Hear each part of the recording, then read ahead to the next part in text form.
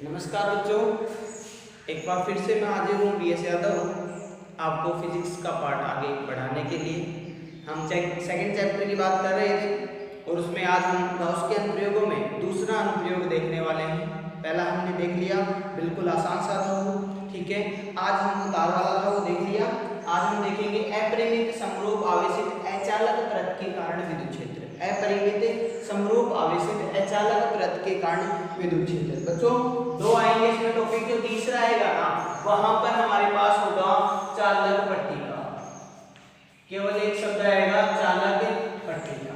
मैं सबसे पहले आपको दोनों के अंदर थोड़ा थोड़ा अंतर बताता हूं, उसके बाद आज हम इन दोनों टॉपिक्स को करेंगे, दूसरे को भी और तीसरे को भी। दूसरे और तीसरे दोनों टॉपिक्स को हम साथ साथ कवर करेंगे। पहले दूसरे को समझेंगे फिर तीसरे को। तो आज हमारे पास टोटल 3 अनुप्रयोग हो जाएंगे। एक पहले करवा दिया था और 2 आ चुके, ठीक है। फिर 3 अनुप्रयोग बचेंगे, इनमें से 2 कल या फिर हो सकता है तीनों कल करवाते हैं, ठीक है।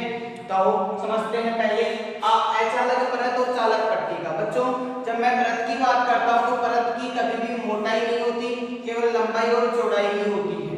परत की कभी भी मोटाई नहीं होती, केवल लंबाई और चौड़ाई ही होती है। तो जब भी हम परत को आवेश देंगे,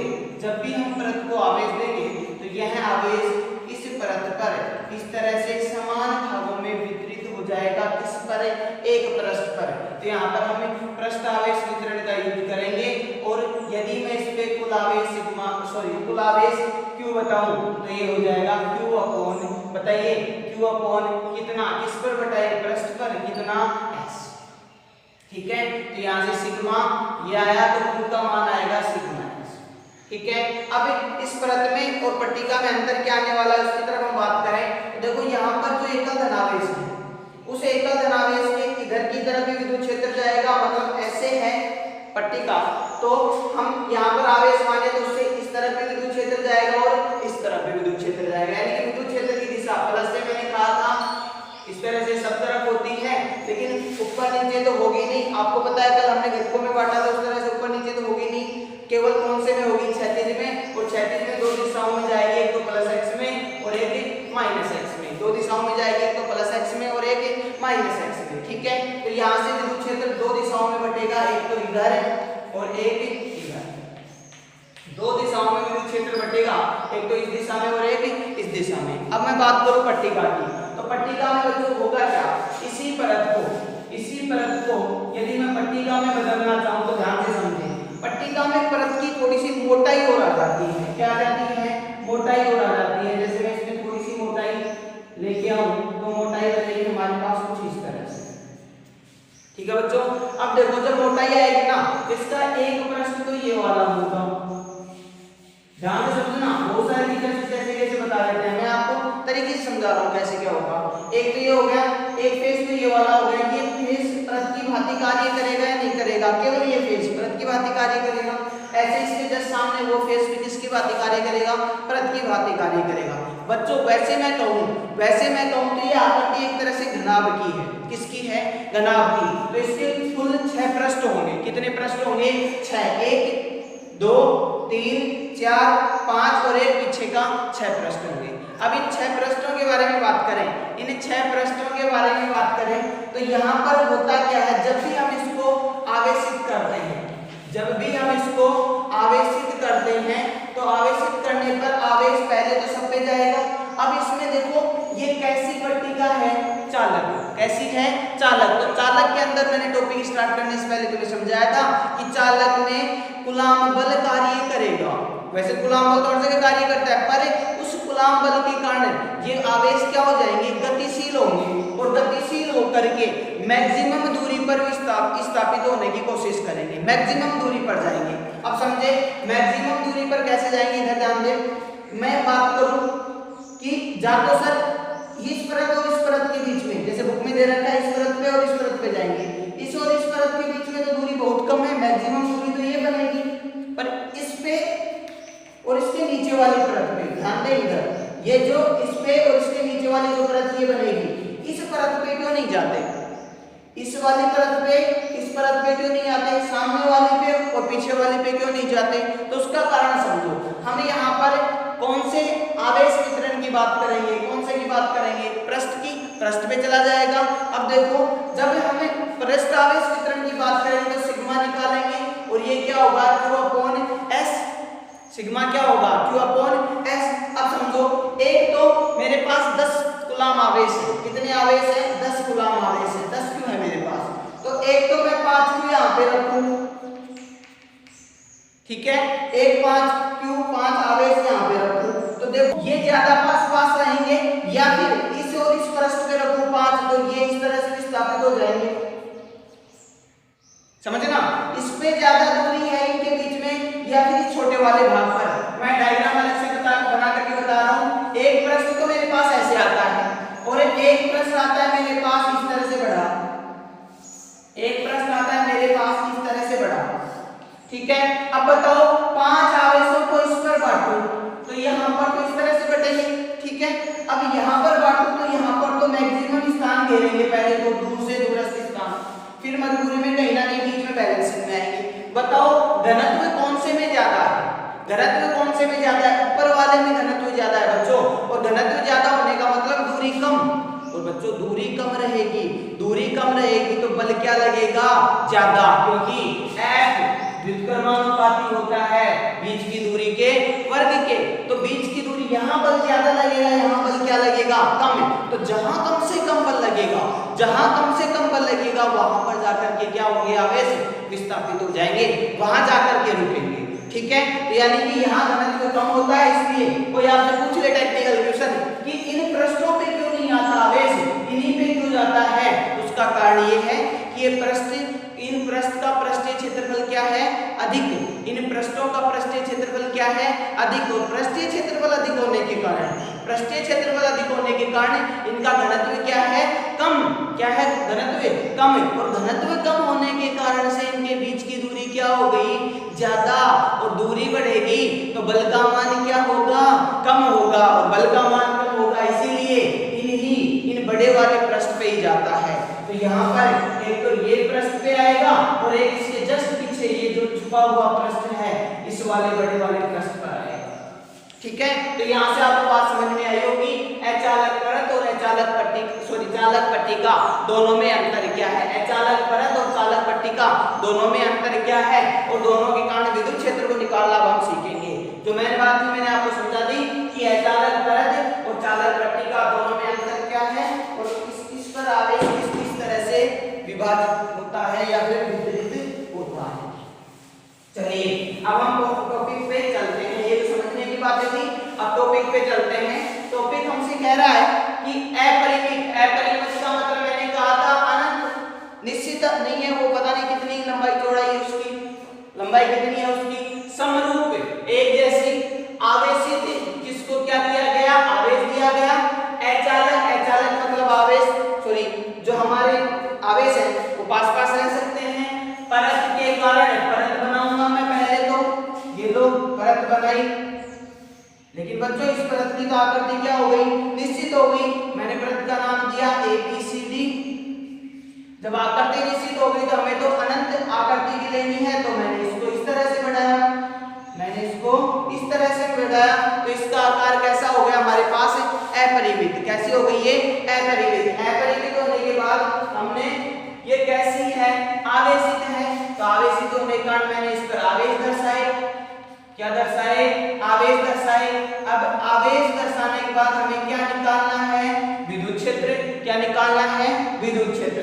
तो विद्युत क्षेत्र निकालने से पहले कल समझाया था हम विद्युत क्षेत्र की क्या देखेंगे दिशा और दिशा देखने का तरीका कल मैंने बताया था आपको कि इन पर कोई भी छोटे छोटे अल्पांश मान लो।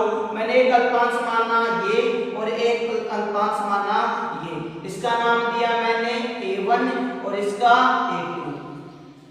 ठीक है इस अल्पांश मानने के बाद में इस परत के अभिलंबवत दिशा में इस परत से अभिलंबवत दिशा में r दूरी पर मैं एक P बिंदु मान लेता हूँ कल की तरह ही P बिंदु मान लेता हूँ। इस अल्पांश के कारण इस P बिंदु पर विद्युत क्षेत्र होगा इस दिशा में और इस अल्पांश के कारण होगा इस दिशा में। ठीक है बच्चों इसके बाद मैंने माना इस अल्पांश के कारण जो विद्युत क्षेत्र है वो है कितना DE1 और इसका कितना है DE2। वही बात आप मेरे साथ साथ समझते जाएं बोलते जाएं। ये अल्फा कोण, ये भी अल्फा और ये भी अल्फा। अब तुम्हें याद आ रहा होगा क्या, d(E1) है, बोलो d(E1) cos अल्फा, इधर क्या आएगा d(E2) cos अल्फा। इसके बाद ये तो हो गए क्षैतिज घटक, मैं बांटता हूं ऊर्ध्वाधर घटकों में, तो ऊर्ध्वाधर में आएगा क्या d(E2) sin अल्फा, और नीचे क्या है बच्चों d(E1) sin अल्फा।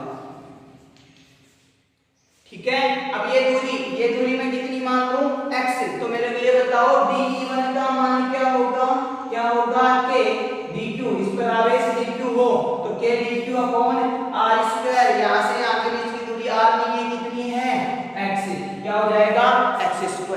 ऐसे ही d(E2) का मान कितना होगा k dq अपॉन x², मतलब d(E1) का परिमाण बराबर होगा d(E2) के परिमाण के।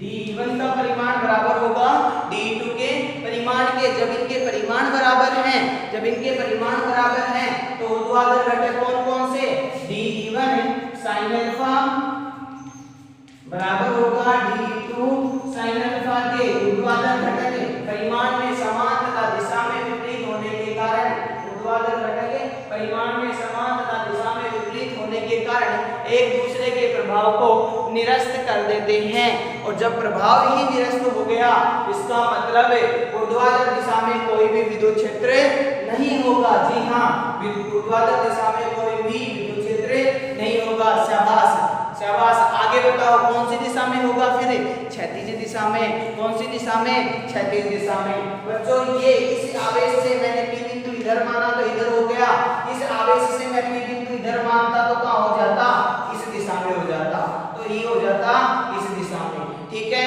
तो हम परत ऐसे लेंगे तो विद्युत क्षेत्र की दिशा एक तो होगी ये और एक होगी ये, समझ गए। आवेश यहाँ पे है तो आवेश से तो हर दिशा में जाता है, ठीक है, लेकिन ऊपर नीचे क्यों नहीं जा रहा, क्योंकि कोई ना कोई आवेश इसके प्रभाव को क्या कर देता है, निरस्त कर देता है। ठीक है, इसलिए हमें दो आवेश माने थे, एक के कारण से हर दिशा में आती, एक के कारण से हर दिशा में आती, इसने इसके प्रभाव को ऊर्ध्वाधर घटक को क्या कर दिया, कैंसिल कर दिया। इसके ऊर्ध्वाधर घटक ने इसके ऊर्ध्वाधर घटक के परिमाण को क्या कर दिया, कैंसिल कर दिया, इसलिए ऊपर की तरफ कोई भी विद्युत क्षेत्र नहीं आएगा। कौन सी दिशा में आएगा, क्षैतिज दिशा में आएगा। कौन सी दिशा में आएगा, क्षैतिज दिशा में आएगा। शाबाश, समझ गए क्या। ऐसे ही हम किसी भी पृष्ठ के लिए विद्युत क्षेत्र की दिशा निकाल सकते हैं। समझे यहाँ तक। चलो अब हम धीरे धीमे हल्के कदमों से आगे बढ़ने की कोशिश करते हैं। हमें विद्युत क्षेत्र की दिशा मिल गई, क्या मिल गई, विद्युत क्षेत्र की दिशा पता चल गई हमें। अब क्या करेंगे, अब हम विद्युत क्षेत्र E की गणना करते हैं। अब बच्चों दिशा ज्ञात करने के बाद हमें करना क्या है, विद्युत क्षेत्र E का मान निकालना है। तो समझते जाए, सबसे पहले मैंने क्या बनाई, परत बनाई। क्या बनाई, परत बनाई। ये लो, करात नहीं, कोई कह रहा है करात, ठीक है, परत बनाई। इधर इसमें नाम दिया मैंने ABCD। क्या ये इसकी आकृति लंबाई चौड़ाई समान है, नहीं, ये कैसी है, अपरिमित है, यानी कि इसकी लंबाई का हमें नहीं पता कितनी है। ठीक है, ऐसे ही मान सकते हैं, इसकी चौड़ाई का हमें नहीं पता। ठीक है, आगे हम बात करें, ये कैसी है बच्चों, आवेशित। कैसी है, आवेशित।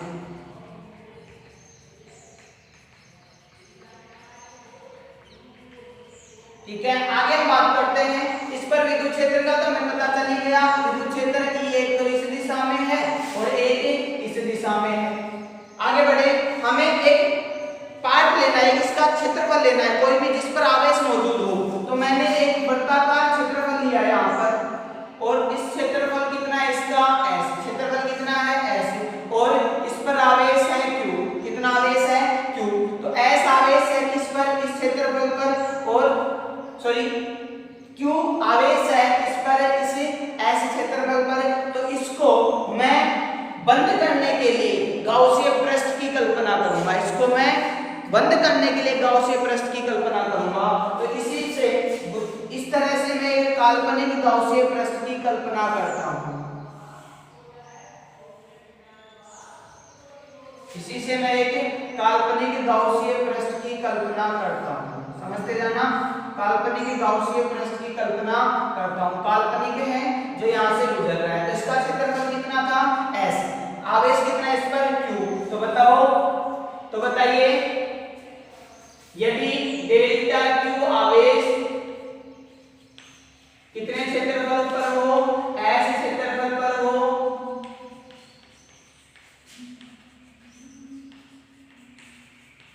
किससे, पृष्ठ आवेश वितरण से, पृष्ठ आवेश वितरण से सिग्मा बराबर समेशन Q अपॉन S, यहां से हमें मिलेगा समेशन Q बराबर सिग्मा S, इसे हम क्या देंगे समीकरण 1, इसे हम क्या देंगे समीकरण 1। ठीक है, आगे बढ़ते हैं समीकरण 1 देने के बाद में। अब देखो यहां तक मान लिया, अब बताइए ये बेलनाकार जो पृष्ठ है, ये जो बेलनाकार पृष्ठ है इसकी मैं त्रिज्या मानो तो मानो नहीं, कोई फर्क नहीं पड़ने वाला r, इससे यहां से यहां की लंबाई भी मानो तो मानो नहीं, कोई फर्क नहीं पड़ेगा, लंबाई कितनी मान ली दोनों तरफ l है। अब समझो बेलनाकार पृष्ठ को कल वाले पहले अनुप्रयोग में मैंने 3 भागों में बांटना सिखाया था, इसके क्षेत्रफल को, 2 तो साइड वाले और एक वक्र पृष्ठ। तो 2 साइड वाले मैंने माना ये तो है हमारे पास S1, ये कौन सा है S2, और ये कौन सा है हमारे पास S3। ठीक है, अब इन पृष्ठों पर हमें एक ds1 सॉरी हमें एक छोटा सा अल्पांश लेंगे, मैंने इस पर अल्पांश लिया छोटा सा, इस अल्पांश का क्षेत्रफल कितना था ds। ठीक है, ds क्षेत्रफल है, इसका क्षेत्रफल सदिश किधर आएगा, इस दिशा में, अभिलंबवत ऐसे है ना, अभिलंबवत आ गया, ds1 इधर eb इधर, तो बताओ इसके लिए θ1 कितना हो जाएगा 0 डिग्री। ऐसे इस पर देखो, इस पर मैं क्षेत्रफल मानूं कितना ds2, तो ये क्या होगा इसका ds2 सदिश eb इसी दिशा में, तो बताओ θ2 भी कितना होगा 0 डिग्री। ऐसे मानिए वक्र पृष्ठ पर मैंने क्षेत्रफल माना ये अल्पांश, ये क्या था ds3, बताओ कैसे रहेगी इसकी दिशा अभिलंबवत दिशा में, e किधर है इधर, तो θ3 कितना हो जाएगा 90 डिग्री, θ3 कितना हो जाएगा 90 डिग्री। पहले तो ये बताओ इतनी बात समझ में आई क्या, पहले तो ये बताइए ये चीजें समझ में आई क्या, कुछ नहीं। एक बेलनाकार पृष्ठ है, बेलनाकार आकृति मानिए गाउसियन पृष्ठ जिसको हम बोल रहे हैं, उसके 3 भागों में उनके पृष्ठों को बांटा हमने, 2 तो वृत्ताकार भाग और एक वक्र पृष्ठ। वक्र पृष्ठ का को मैंने माना S3 पृष्ठ, 2 S1 और S2 वृत्ताकार भाग है, दोनों S1 और S2 पर मैंने छोटे-छोटे अल्पांश माने, मैंने छोटे-छोटे अल्पांश माने क्या ds1 और ds2, ds1 क्षेत्रफल सदिश और ds2 क्षेत्रफल सदिश e के साथ में 0 डिग्री का कोण बनाते हैं, जबकि ds3 क्षेत्रफल सदिश e के साथ में कितने डिग्री का कोण बनाता है 90 डिग्री का कोण बनाता है। यहां तक की कहानी यदि समझ में आ गई हो, यहां तक की कहानी यदि समझ में आ गई हो तो हम आगे बढ़ते हैं, बढ़े। चलो आगे हम बात करें तो हमने पढ़ा था एक तो गाउस का नियम, गाउस का नियम क्या कहता है, गाउस का नियम क्या था भी हमारे पास था फ्लक्स फाई बराबर कुल आवेश अपॉन एप्सिलॉन 0। ठीक है, तो ये तो गाउस का नियम था। दूसरा हमने पढ़ा था विद्युत फ्लक्स, और विद्युत फ्लक्स हमें क्या कह रहा था फाई बराबर समेशन ed सॉरी समाकलन eds। इन दोनों को मिलाकर इन दोनों नियमों से हमें नियम मिलता है क्या, फाई बराबर समाकलन eds बराबर summation q upon epsilon 0, summation q upon epsilon 0। ठीक है, अब ये जो कंप्लीट पृष्ठ है, इस बेलनाकार गाउसियन पृष्ठ को हमने 3 भागों में बांटा है, तो इसको मैं कल की तरह तोड़ करके 3 भागों में लिख देता हूं। ध्यान से देखो, लिख रहा हूं मैं eds1 प्लस e बोलते जाए मेरे साथ साथ eds2 प्लस eds3। शाबाश, आगे क्या है हमारे पास समेशन q अपॉन एप्सिलॉन 0। ठीक है, मैं समेशन q की वैल्यू समीकरण 1 से रख सकता हूं, बताओ कितनी रख दूं सिग्मा s, कितनी रख दूं सिग्मा s। आगे बढ़ते हैं, अब बताओ ये कौन सा पृष्ठ था S1, ये कौन सा S2, ये क्या है S3। यहाँ पे क्या आएगा कल की तरह eds1 cos θ1 eds2 cos theta 2 EDS3 cos theta 3, तो थीटा 1 चलो मैं लिख देता हूँ, नहीं सोच रहे होंगे सब क्या कर रहे हैं। यानी कि मैंने S1 तो EDS1 cos theta 1 plus S2 EDS2 cos theta 2 plus S3 EDS3 cos theta 3, और क्या आएगा सिग्मा S अपॉन एप्सिलॉन 0। बताओ थीटा 1 कितना है हमारे पास 0, थीटा 2 0, थीटा 3 90, तो ये तो बन गया हमारे पास 0, और ये कितने बच गए 1 जब कल की तरह समाकलन करेंगे ये बचेगा E ds1 का क्या आएगा S1 प्लस E S2 बराबर कितना सिग्मा S अपॉन एप्सिलॉन 0। ठीक है, अब बताओ ये क्षेत्रफल और ये क्षेत्रफल दोनों समान होंगे या नहीं होंगे, हम कहेंगे क्योंकि S1 बराबर है किसके S2 के, S1 किसके बराबर है S2 के, तो हम इसे लिख सकते हैं 2S। देखो S भी तो बराबर है, तो S1 बराबर है S2 के बराबर है किसके S के, तो हम इसे लिख सकते हैं 2S बराबर 2ES बराबर सिग्मा S अपॉन एप्सिलॉन 0। ऐसे ऐसे करते हैं बच्चों, E का मान आया sigma upon 2 epsilon 0, sigma upon 2 epsilon 0। या लिख रहा हूं मैं इसे E सदिश के रूप में लिखेंगे sigma upon 2 epsilon 0 n cap, sigma upon 2 epsilon 0 n cap हमारे पास आया sigma upon 2 epsilon 0 n cap. यहाँ तक की बात बिल्कुल आसान है, आप इसे ध्यान से देखें, बिल्कुल आसानी के साथ आपको समझ में आ जाएगा। चलो अब मैंने आपके सामने एक समरूप आवेशित चालक पट्टिका के कारण विद्युत क्षेत्र के नाम का टॉपिक लिखा है, और इसमें मैंने कहा कि एक पट्टिका है। अब इस पट्टिका को यदि मैं आवेशित करूं, इस पट्टिका को यदि मैं आवेशित करूं तो आवेश कौन कौन सी फलक पे जाएगा, तो देखो आवेश जब बटेगा तो इस फलक पे और इस फलक पे तो जा नहीं सकता। क्यों नहीं जा सकता, क्योंकि इनका क्षेत्रफल क्या है कम, और क्षेत्रफल कम हो गया तो सिग्मा की वैल्यू क्या होगी सिग्मा की वैल्यू ज्यादा या कम, क्षेत्रफल कम हो गया तो सिग्मा की वैल्यू क्या होगी ज्यादा, क्योंकि सिग्मा बराबर होता है Q अपॉन S व्युत्क्रमानुपाती का संबंध। ठीक है, तो सिग्मा क्या हो जाएगा हमारे पास ज्यादा हो जाएगा, ज्यादा भीड़ रहेगी, ज्यादा भीड़ का मतलब पास ज्यादा आ जाएंगे, पास ज्यादा आ जाएंगे तो ज्यादा बल लगेगा, थोड़े तो चालक है बल से वापस चले जाएंगे, तो इस पे तो रुक नहीं सकता।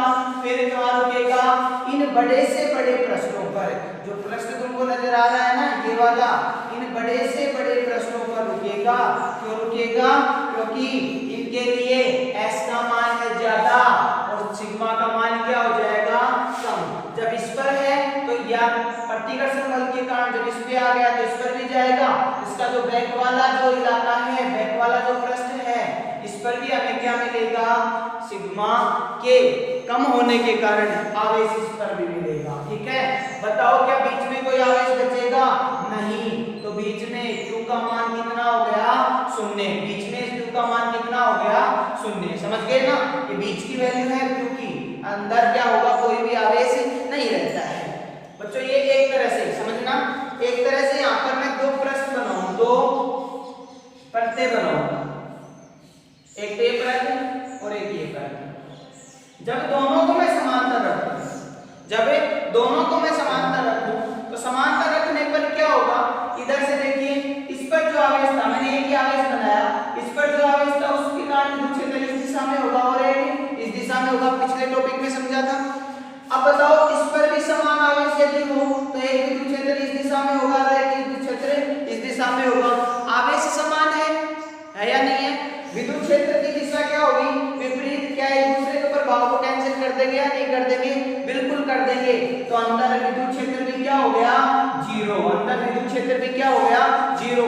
तो जब हम परत की बात करते हैं तो अंदर का कोई मैटर ही नहीं रहता, लेकिन जब हम पट्टिका की बात करेंगे तो पट्टिका के अंदर आवेश भी नहीं है और आवेश भी नहीं है, वो दोनों ओर से घिरा हुआ है समान आवेश से, समान आवेश के कारण विपरीत दिशा में विद्युत क्षेत्र लगेगा समान, और लगेगा तो एक दूसरे के प्रभाव को निरस्त होने के कारण अंदर कोई भी विद्युत क्षेत्र नहीं बचेगा।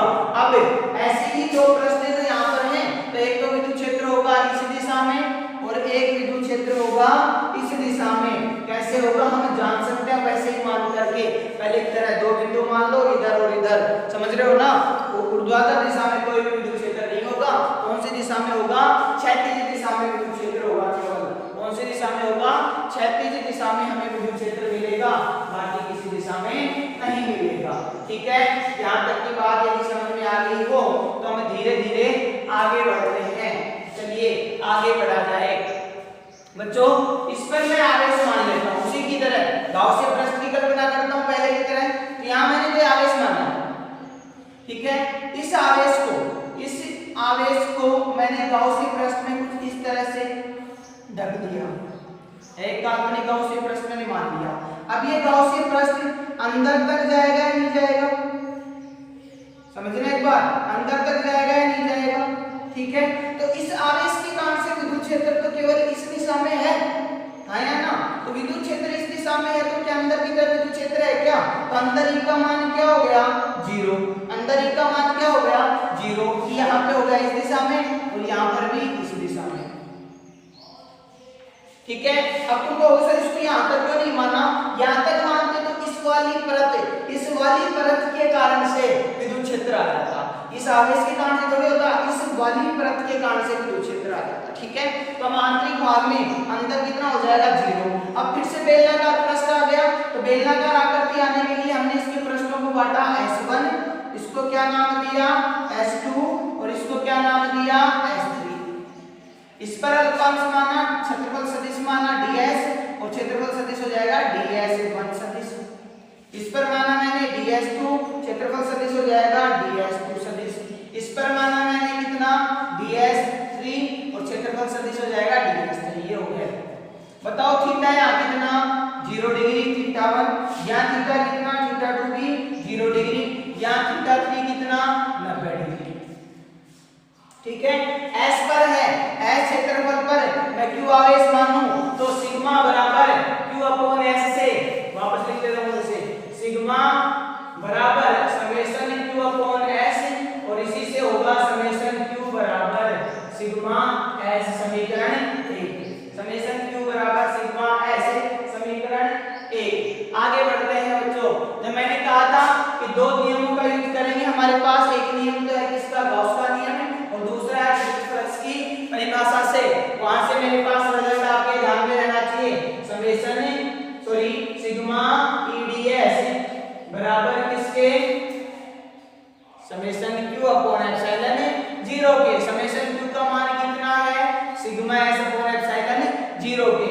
इसको कितने भागों में बांट दूं, वापस से 3 भागों में बांट देता हूं, EDS1 plus EDS2 plus EDS3 बराबर किसके, सिग्मा S अपॉन एप्सिलॉन 0 के। बताओ जरा EDS1 तो क्या लिखूंगा मैं, EDS cos θ1 S1, ठीक है, प्लस में EDS2, E का मान S2 पर कितना है 0, तो मैं इसे लिख दूंगा 0 DS2 cos θ2 S2 plus EDS3 cos θ3 बराबर sigma S upon epsilon 0 S। ये तो हो गया 0, θ3 भी कितना हो गया 90 होते cos 90 कितना हो गया 1, सॉरी cos 90 कितना हो गया 0, और ये पूरा क्या हो जाएगा हमारे पास 0। जब पूरा 0 हो गया तो दो भाग 0 हो गए, केवल बचा मेरे पास E ds1 का समाकलन करेंगे तो कितना आएगा S1 बराबर सिग्मा S अपॉन एप्सिलॉन 0। बताओ बच्चों S1 को ही मैं क्या लिख सकता हूँ, S1 को ही मैं क्या लिख सकता हूँ S, तो इसी को मैंने छोड़ दिया S, S से S कैंसिल, E की वैल्यू कितनी आ गई sigma upon epsilon 0, sigma upon epsilon 0 सदिश रूप में मैं लिखूं तो हो जाएगा sigma sigma upon epsilon 0 enter. ये हमारा हो गया कौन सा? तीसरा अनुप्रयोग। कौन सा अनुप्रयोग? तीसरा अनुप्रयोग। कितने आसान आसान से सारे के सारे अनुप्रयोग, एक बार समझे, ध्यान से देखें इसे, बिल्कुल आसान सा है, सिग्मा अपॉन एप्सिलॉन 0। ठीक है बच्चों, ठीक है। तो आज तुम्हारे लिए होमवर्क ये रहेगा कि पहले तीनों अनुप्रयोग एक जैसे हैं, लगभग समान से हैं।